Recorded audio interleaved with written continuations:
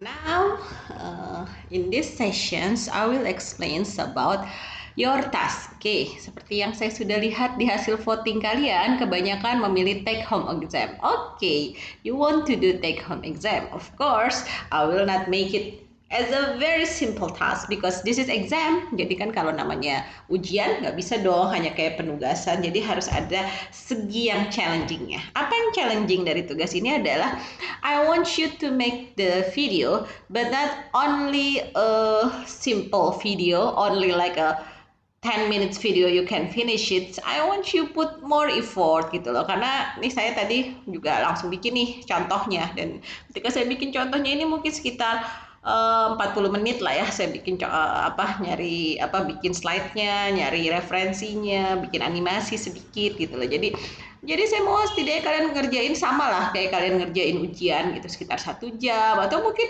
karena ini kalian saya kasih waktu berhari-hari, you can do it within maybe 2 hours, 3 hours, up to you. The more I believe, the more time you allocate to do this task, of course the quality will be better. Nah, apa yang harus kalian lakukan?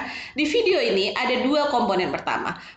Komponen pertama adalah kalian harus melakukan tindakan. Tindakan itu bisa menggunakan kemarin unit yang minggu lalu yang kita sudah belajar, yaitu terkait mengukur tekanan darah, atau kalau kalian mau juga kalian bisa menggunakan terkait teleponing, menelpon pasien gitu, merefer pasien, atau koordinasi dengan teman sejawat lah tentang seorang pasien, ataupun juga kayak yang tadi yang baru kita belajar terkait reporting and recording, terkait menghandover seorang pasien. Nah, oke, itu part pertama. Jadi kalian punya 3 pilihan. Mau ukur tekanan darah, mau teleponi, mau handover. Oke, itu yang part pertama. Itu kan kalian hanya tinggal kasih contoh. Tapi saya ini ngasih contohnya untuk measuring blood pressures ya. Kalau teleponing atau sama handover, kalian masih bisa cari lagi sendiri contohnya. Kemudian bagian keduanya adalah health education. Kemarin saya sudah mengajarkan terkait presentasi, bagaimana cara melakukan presentasi. Nah, maksud saya tentang presentasi itu adalah you need this presentation skills to do health education to your patients. Jadi, di part kedua kalian melakukan pendidikan kesehatan ke pasien kalian yang berhubungan dengan part satunya tadi. Kalau misalnya kayak saya kan ini saya milihnya measuring blood pressures. Nah, kalau measuring blood pressures biasanya pasti berhubungan dengan tekanan darah. Nah, makanya saya pilih health education for hypertension. Nah, ini adalah video yang akan ditampilkan. Oke. Example-nya, ini baru introductions ya, saya baru menjelaskan konsep ininya. Oke, example, I will make introduction of this video. Oke. Assalamualaikum warahmatullahi wabarakatuh. Good morning all. My name is Nurse Rina. In this video, I will give you example of how to do measuring blood pressures and doing health educations to hypertension patients. This video will be allocated around 10 minutes and I hope you will enjoy this video. Oke, itu contoh opening. Nah, di slide saya tentang doing presentations banyak lagi cara membuat expressions untuk membuat presentations. Jadi silahkan kalian buat bagaimana opening kalian atau apa. Be creative as you like. Oke, sekarang kita lanjut.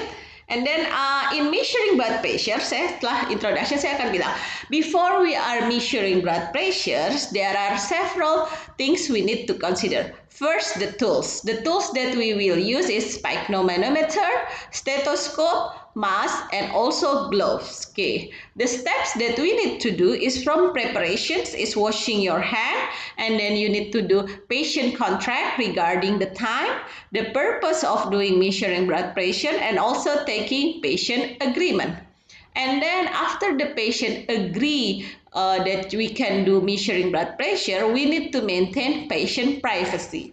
During the procedure, we need to maintain therapeutic communication and we see the verbal of the patients. And then after we get the blood pressure, we should inform the result to the patients and explain about the result.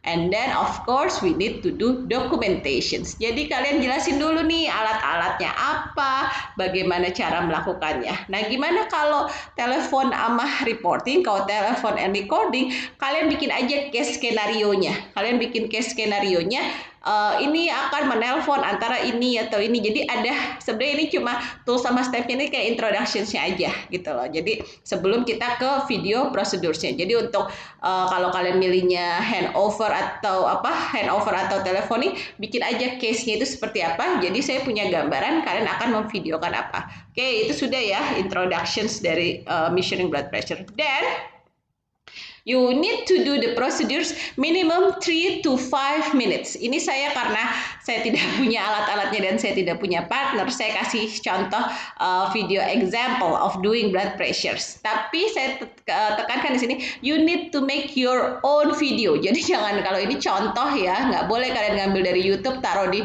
PowerPoint kalian, is not eligible. Itu tidak dibolehkan. Nah, di sini saya ingin lihat kreativitas kalian. You can use Animator Maker, dan sekarang saya tahu banyak banget yang presentasi pakai TikTok, atau kalian mau pakai Powtoon, mau pakai apa tuh ada Zagozi atau apa, banyak banget deh tools-tools untuk presentation to make your presentation outstanding. Jadi please don't make it as a regular presentation with only PowerPoint, terus cuma yang videonya standar gitu. Make it outstanding gitu, bikin saya jadi amazed. Okay, this is nice gitu loh ya.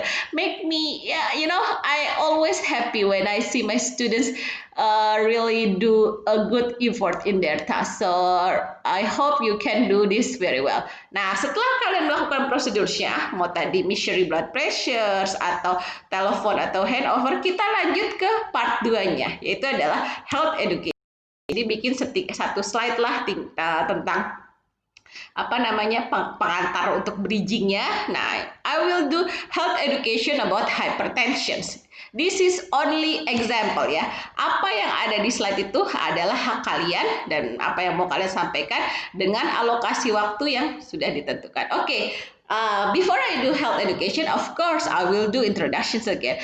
Okay, good morning, Mr. Fahmi, how are you? Okay, I'm Nurse Rina. Today, I'm your nurse that prepare you for discharge planning. Before you go home from this hospital, I would like to give you health education about hypertension. Do you know what is hypertension? Nah, kalau kalian bisa punya partner, boleh kalian gunain partner kalian dalam video. Tapi kalau tidak, ya sudahlah, be kreatif. Kalian bisa punya boneka, kalian bisa punya apa gitu, kesannya itu jadi partner kalian lah gitu. Saya nggak memaksakan ya, sekarang kita masih kondisi pandemik, saya tidak memaksakan kalian untuk punya banyak menggunakan banyak orang atau apa, it will be not wise gitu loh. Tapi bikin video ini semenarik mungkin dengan segala sikon yang kalian punya gitu loh. Jadi kalau ini kan saya bikin introductions gitu kan. You know what is hypertension, Mr. Fahmi? Oh yeah, for this is in here we know that the hypertension is a condition that your blood pressure is higher than normal. That's why you need to check your blood pressure regularly. And you need to know when you have no symptoms, it does not mean that you have a normal blood pressure. That's why in your age, which is around 60 years old, you need to regularly checking your blood pressure.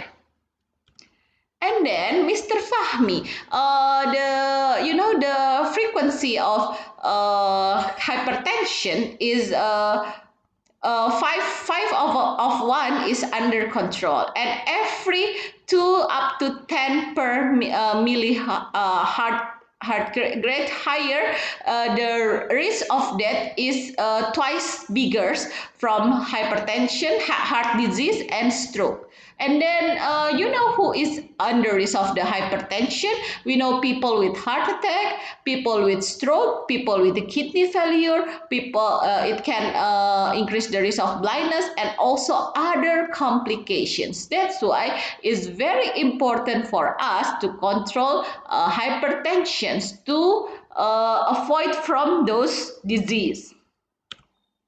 And then, also to prevent the hypertension, you need to reduce salt, not to less than 5 grams daily. 5 grams is around like 1 table, 1 teaspoon, and then you need to eat fruits and vegetable regularly. So you need to eat different fruits like banana, apple, papaya, and then orange, and then watermelon and others. And then you need to avoid saturated fats and trans fats from fast food, like if I can say the brand like KFC, McD, is have a very high oil, which is not recommended. And then you also need to avoid tobacco. So no smoking, please, no smoking, because smoking will make your blood pressures becomes becomes not good, and blood circulations also becomes not good. And then also you should not drink any alcohol, and please do exercise, because exercise makes our body healthy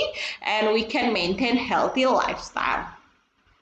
And then people with high blood pressure do not know they have it. So 1 of 4. So maybe from 4 persons, only 1 that know that they have hypertension. The 3 other persons not know. This is in men statistic. That's why it's important for you to always check your blood pressures to make sure that you don't have it. If you have it, of course, we need to do some prevention, some treatment to make sure that it will not go becomes complication to your disease.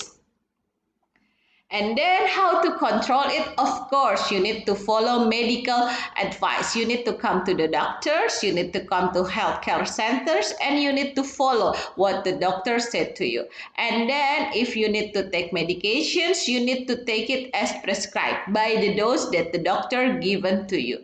And then, like I said before, you need to regularly check your blood pressures. If you have the equipment, you can do it at your home, but if you're not, you should go to the public health center. And then from a healthy body comes from healthy mind, so you need to reduce and manage stress. Keep positive thinking, keep smiling, and of course you will be keep healthy.